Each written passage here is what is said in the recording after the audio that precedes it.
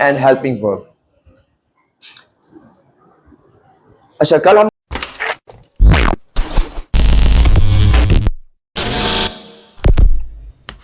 Alright, so what did we study yesterday?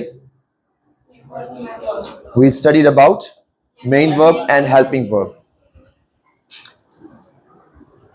अच्छा कल हमने जब स्टडी किया था मेन वर्ब के बारे में तो मैंने आपको बताया था कि मेन वर्ब की दो बेसिकली टाइप्स होती हैं। कौन कौन सी टाइप्स होती हैं? Action and state.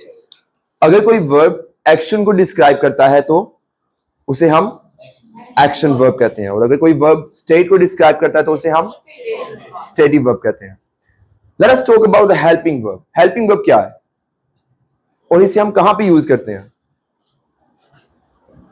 अगर किसी सेंटेंस में एक से ज्यादा वर्ब्स आ जाएं तो एक वर्ब क्या होगा? मेन वर्ब, और दूसरा वर्ब क्या होगा? Helping verb. और हेल्पिंग वर्ब हमेशा मेन वर्ब से पहले लगाते हैं। Now the question is why do we need helping verb? Helping verb हमें क्यों चाहिए? We need helping verbs to make the sentences positive और negative and to help us understand that which tense we are using. हम कौन सा tense use कर रहे हैं? फॉर एग्जाम्पल अगर आप डू यूज करें तो आपको क्या पता चलता है? प्रेजेंट यूज हो रहा है। अगर आप डू की जगह डिड यूज करें तो क्या पता चलता है? पास्ट यूज हो रहा है। समझ आ रही बात की? अगर इसी की जगह हम हैव यूज कर लें तो क्या यूज होता है? क्या पता चलता है? कि प्रेजेंट परफेक्ट यूज हो रहा है।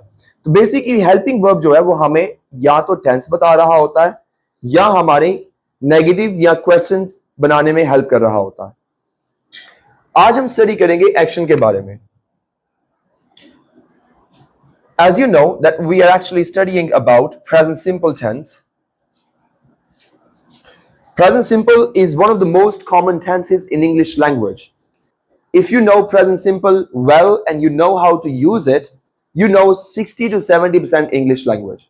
अगर आपको present simple use करना आ जाता है तो आपको 60 to 70% English language आ जाती है। अब present simple tense में हम कौन सी फॉर्म यूज करते हैं? First form. एक वर्ब की कितनी फॉर्म्स होती हैं? 4. How many forms are there? 4. Verb 1 कौन सी है?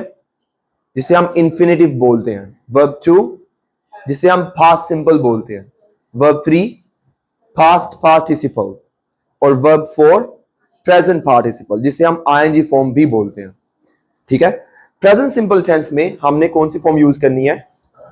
First form of verb. ठीक है?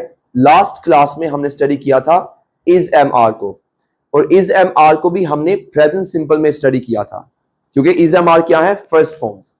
is am are किस वर्ब में से निकली हैं? बी में से। किस वर्ब में से? बी में से।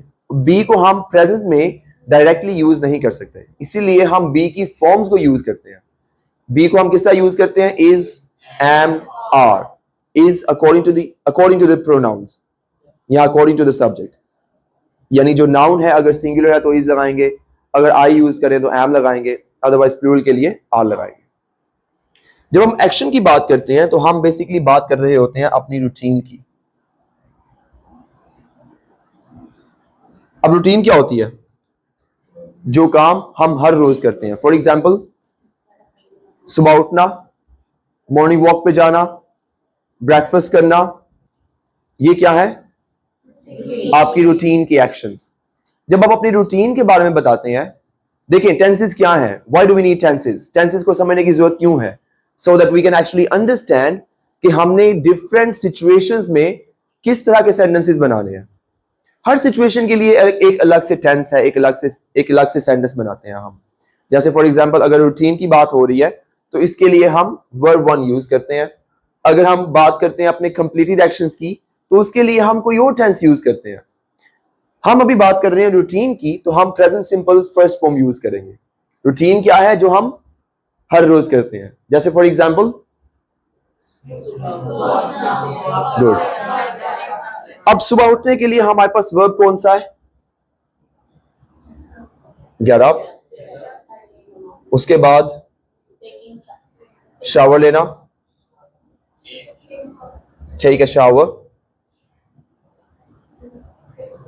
और ब्रेकफास्ट करना। कैसे बोलेंगे?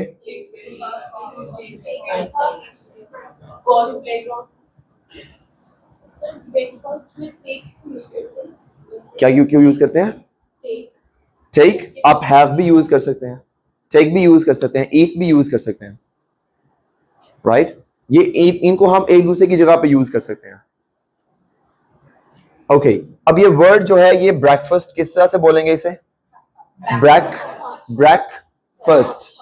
Breakfast, breakfast, breakfast. इसी तरह से फिर आप क्या करते हैं? Take tea for example. अगर कोई पीता है, बस मैं तो नहीं पीता चाय, I don't like T. You don't, how many of you don't like T? 1 2। अब मैंने ये वाला जो सेंटेंस बनाया है, how many of you don't like T, ये भी प्रेजेंट सिंपल फर्स्ट फॉर्म है। This is also present simple first form. Okay, ये सारे के सारे हमारे एक्शंस हैं, या इसमें और भी मजीद एक्शंस हो सकते हैं जो आप हर रोज परफॉर्म करते हैं। जब हम फर्स्ट फॉर्म में लगा के से बात करेंगे तो सेंटेंस कैसे बनेगा आपको पता होना चाहिए कि सेंटेंस बनाने के लिए हमारे पास मेन जो सिंटेक्स है वो क्या है? Subject, verb and object. हमने इसको यूज करना है। तो सबसे पहले क्या आएगा हमारे पास? Same subject and then verb 1 and the object. Last class में हमने इस वर्ब 1 की जगह पे बी लगाया था। अब हम यहां पे वर्ब 1 की जगह पे एक्शन वर्ब लगाएंगे, क्योंकि हम बात किसकी कर रहे हैं? एक्शंस की। कौन से एक्शंस? जो हमारी रूटीन के में होते हैं, जो हम हर रोज करते हैं। ऐसे काम जो हम हर रोज परफॉर्म करते हैं वो क्या है? हमारी रूटीन, ठीक है? और रूटीन में जो हमारे एक्शंस हैं उन्हें बताने के लिए हमने एक्शन वर्ब्स यूज करने हैं, first form of verb. Okay, अब उठना, गेट अप। सेंटेंस कैसे बनेगा? I get up early in the morning. अब प्रेजेंट सिंपल जब हम यूज करते हैं एक्शन की बात करने के लिए, तो इसमें बेसिकली 2 रूल्स होते हैं। वो रूल्स क्या है कि अगर हमारे पास इस सब्जेक्ट की जगह पे आई आ जाता है, वी आ जाता है, दही आ जाता है, यू, या कोई प्लूरल नाउन आ जाता है, तो हम क्या करेंगे? हम सिंपली फर्स्ट फॉर्म ऐड करेंगे विदाउट एनी एडिशंस। लेकिन अगर हमारे पास रूल 2 उसकी हम बात करें, रूल 2 की बात करें, अगर हमारे पास सब्जेक्ट में he, she, it, no, singular nouns आ जाएं तो इसके साथ हम क्या लगाएंगे? वर्ब 1 के साथ एडिशन किया जाएगा, एस ए एस या आई ई एस का, according to the spelling rules. Okay, that is rule 2, but we are actually talking about rule 1 now. देखिए, अक्सर आपने देखा होगा कि प्रेजेंट सिंपल जब हम फर्स्ट फॉर्म स्टडी करते हैं तो हमें पढ़ाया जाता है कि ता है के साथ हमने फर्स्ट फॉर्म लगानी है। How many of you have studied this thing? ता है आएगा तो आपने फर्स्ट फॉर्म लगानी है। तो क्या किस हद तक आपको लगता है कि ये चीज ठीक है? To what extent do you think it is correct? 50%? तो हमें क्या चाहिए? 100% चाहिए या 50% चाहिए? तो उसके लिए क्या करना होगा? इंग्लिश रूल्स को स्टडी करना होगा, ना कि ता है ती है को स्टडी करना है, ठीक है? अगर ता है के साथ फर्स्ट फॉर्म लगाते तो फिर हम अगर ये बोले कि मुझे खाना पकाना आता है, तो यहाँ पे भी ता आता है, तो फिर यहाँ पे तो हम आईएनजी फॉर्म, ये सॉरी फर्स्ट फॉर्म यूज नहीं करते, यहाँ पे हम कहते हैं आई कैन कुक फूड, ठीक है? तो उर्दू ट्रांसलेशन के साथ हमने इंग्लिश को स्टडी नहीं करना, हमने इंग्लिश को इंग्लिश में स्टडी करना। उसी के लिए हमने कॉन्सेप्ट को समझना है कि फर्स्ट फॉर्म हम कब यूज करेंगे? जब रूटीन की बात हो रही है या बात हो रही है रिपीटेड एक्शंस की। अब रिपीटेड एक्शंस क्या है?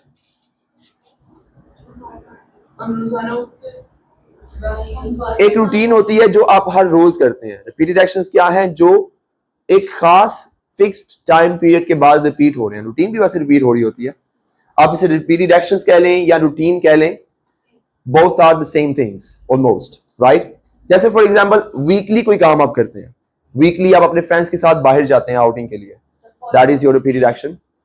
ईद के ईद आप अपने फ्रेंड्स के साथ बाहर घूमने के लिए जाते हैं, that is also your repeated action, ठीक है? साल में एक दफा आपकी सालगिरह आती है, ठीक है, कईयों की 4-4 दफा भी आ रही होती है वैसे, राइट? तो उससे आप सेलिब्रेट करते हैं, वो भी क्या है आपका रिपीटेड एक्शन। तो रिपीटेड एक्शंस बताने के लिए आपको फर्स्ट फॉर्म लगानी है। Do you understand? First form का यूज क्या है?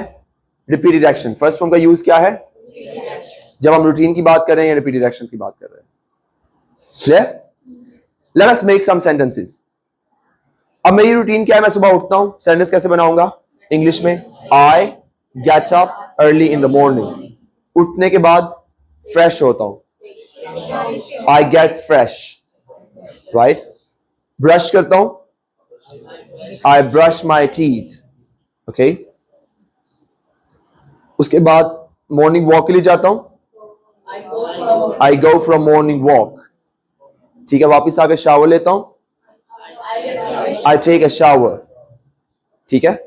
ब्रेकफास्ट करता हूं, आई टेक ब्रेकफास्ट। अब ये सारे के सारे एक्शंस जो से हैं, इनमें हम क्या लगा रहे हैं?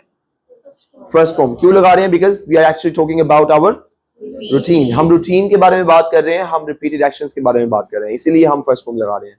इसलिए नहीं लगा रहे कि इसके लास्ट पे ता है आ रहा है, ठीक है? जरूरी नहीं है कि ता है आएगा तो ही हम फर्स्ट फॉर्म लगाएंगे, या जब भी ता है आएगा तो हम फर्स्ट फॉर्म लगाएंगे, okay?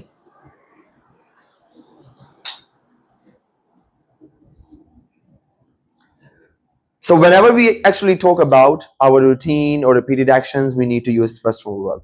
This is what you have understood. Let's make some examples. With we speak English. We play together. We play together. Shabash. English in the class.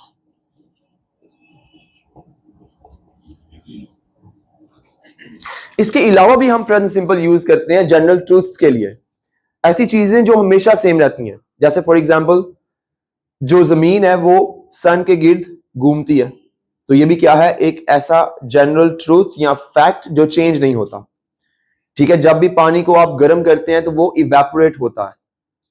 समझ आ रही बात? ये भी क्या है? एक फैक्ट, एक जनरल ट्रूथ जो कि चेंज नहीं होता।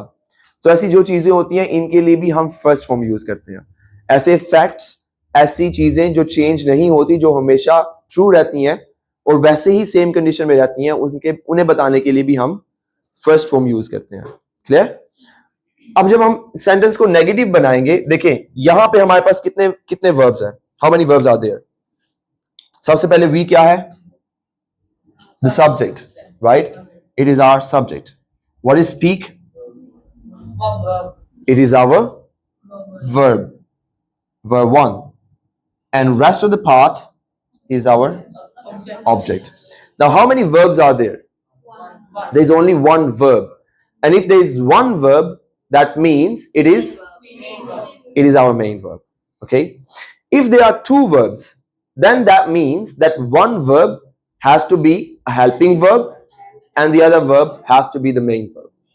But in this sentence particularly, we have only one verb and that is our main verb. जब इसको हम नेगेटिव करेंगे तो नेगेटिव करने के लिए हमें एडिशन करना होगा।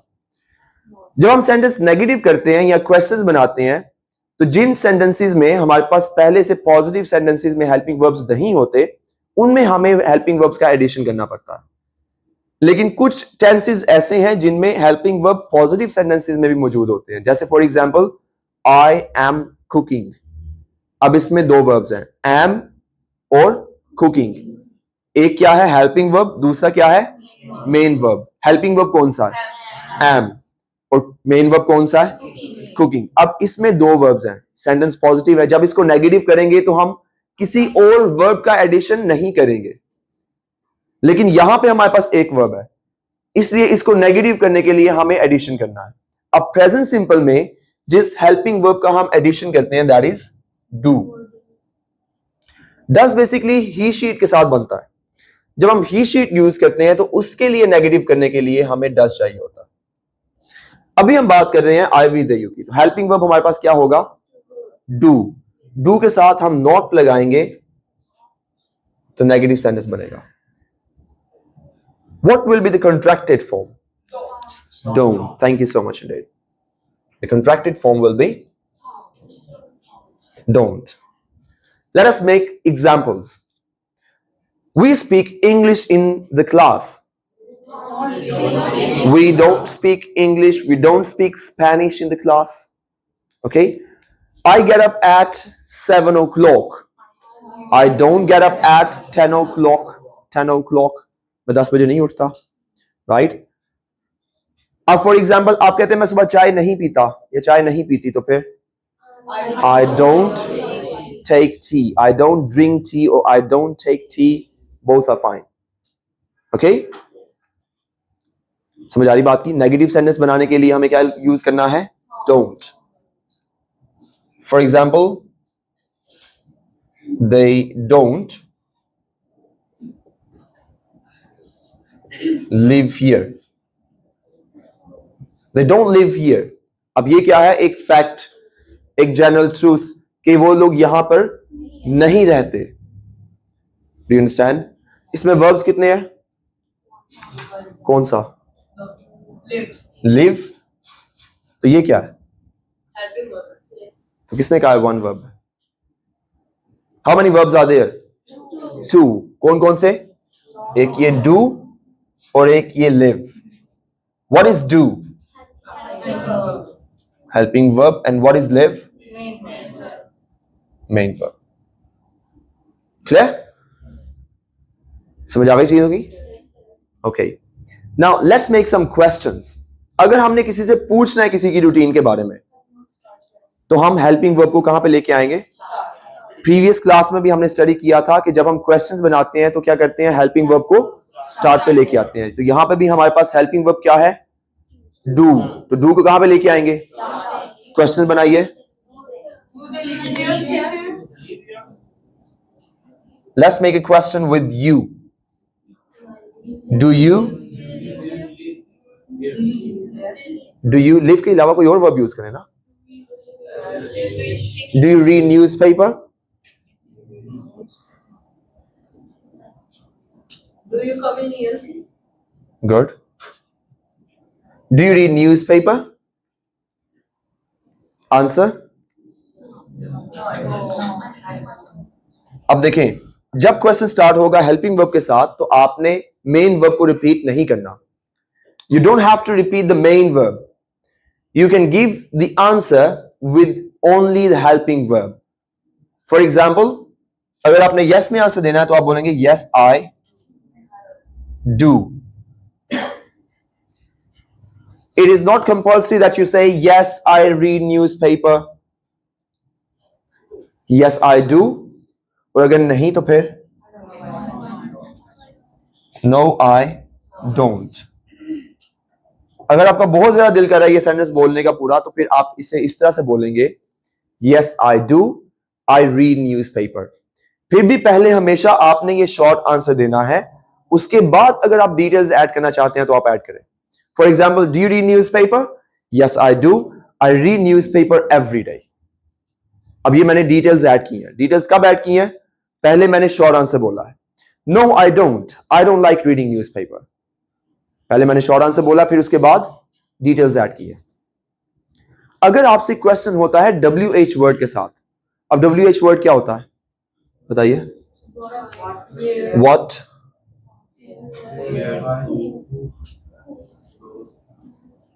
WH वर्ड्स कौन से हैं? What, where, when, why, who, etc. ये सारे के सारे क्या हैं? WH words. तो अगर WH वर्ड के साथ क्वेश्चन होगा तो पहले WH वर्ड आएगा. What do you do for living? ये बहुत कॉमन क्वेश्चन है और अक्सर लोग इसे भी उर्दू ट्रांसलेशन के साथ समझने की कोशिश कर रहे होते हैं. लिविंग का मतलब है रहना. आप रहने के लिए क्या करते हैं? अब देखें, मैं क्यों कहता हूं आपको कि उर्दू ट्रांसलेशन नहीं आपने सीखनी. अगर इसकी उर्दू ट्रांसलेशन हम करें तो क्या बनता है? What do you do? आप क्या करते हैं for living? जीने के लिए या रहने के लिए क्या करते हैं? तो आप किसी को ये पूछते हैं कि आप जिंदा रहने के लिए क्या करते हैं? अगर आपने किसी की जवाब पूछनी है तो क्या पूछते हैं आप? ये पूछते हैं कि आप जिंदा रहने के लिए क्या करते हैं? आप कहते हैं कि आप क्या करते हैं? आपकी जवाब क्या है? क्या कर रहे हैं आजकल? इस तरह से पूछते हैं ना आप. तो उसके लिए हमें ये वाला सेंटेंस भी बनाए तो भी प्रॉब्लम नहीं है, हम ये भी बोलें व्हाट्स योर जॉब तो भी प्रॉब्लम नहीं है. What do you do? That is also fine. What do you do for living? That means what is your job? What do you do? All these sentences are the same. We are asking about the age of somebody. The job of somebody's. हम किसी की job के बारे में बात कर रहे हैं. अब जब क्वेश्चन WH वर्ड के साथ होगा तो डिटेल्स ऐड की जाएंगी और सेंटेंस फिर शॉर्ट आंसर देके नहीं बोला जाएगा.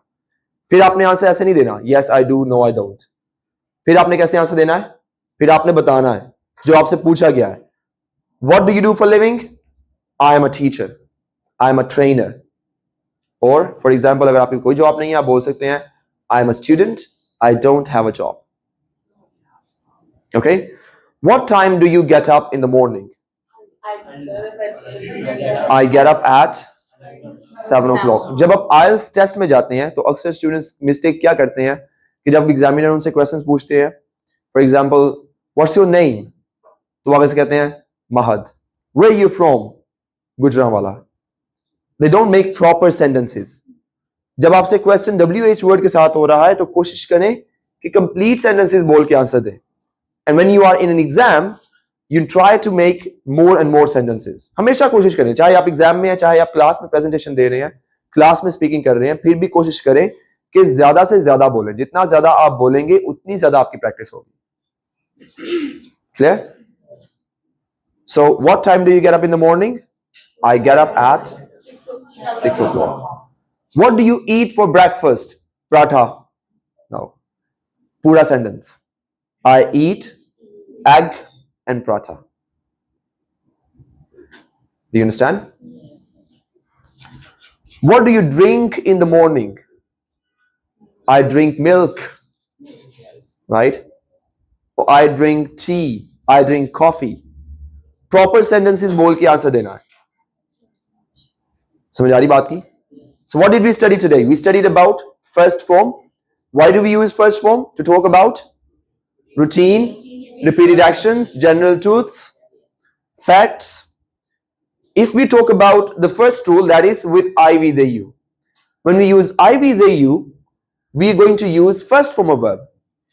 For example, I speak English. We study English, for example.